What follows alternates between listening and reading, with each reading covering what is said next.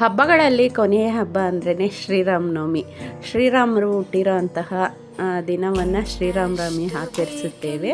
12 ಗಂಟೆಗೆ ನಾವು ಪೂಜೆಗಳನ್ನು ಎಲ್ಲ ಮನೆಯಲ್ಲಿ ಮಾಡ್ಕೊಳ್ತೀವಿ. 12 ಗಂಟೆಗೆ ಶ್ರೀರಾಮರು ಹುಟ್ಟಿರೋದ್ರಿಂದ ಮಧ್ಯಾಹ್ನದ ಮೇಲೆ ಹಬ್ಬವನ್ನು ಆಚರಿಸ್ತೇವೆ. ನಮ್ಮ ಮನೆಯಲ್ಲಿ ಸಿಂಪಲ್ಲಾಗಿ ಮಾಮೂಲಿ ಪೂಜೆ ಮಾಡಿ ಮಜ್ಜಿಗೆ, ಪಾನಕ, ಕೋಸಂಬರಿ ಇದೆಲ್ಲದನ್ನು ಮಾಡಿಕೊಂಡು ಒಂದು ಏನಾದರೂ ಸ್ವೀಟ್ ಅಡುಗೆ ಮಾಡಿ ಚೆನ್ನಾಗಿ ಪೂಜೆ ಮಾಡ್ಕೊಳ್ತೀವಿ. ಇಷ್ಟು ನಮ್ಮ ಮನೆಯಲ್ಲಿ. ಇದೆಲ್ಲ ಮುಗಿಯೋ ಅಷ್ಟೊತ್ತಿಗೆ ಪೂಜೆ, ಪಾನಕ, ಹೆಸರುಬೇಳೆ ಎಲ್ಲ ಮಾಡೋ ಅಷ್ಟೊತ್ತಿಗೆ 12-12:30 ಆಯಿತು. ಮನೆಯಲ್ಲಿ ದೀಪ ಹಚ್ಚಿ ಪೂಜೆಯನ್ನು ಮುಗಿಸಿ ಆಲ್ಮೋಸ್ಟ್ ಅಡುಗೆಗಳನ್ನೆಲ್ಲ ಮಾಡಿದ್ದೆ.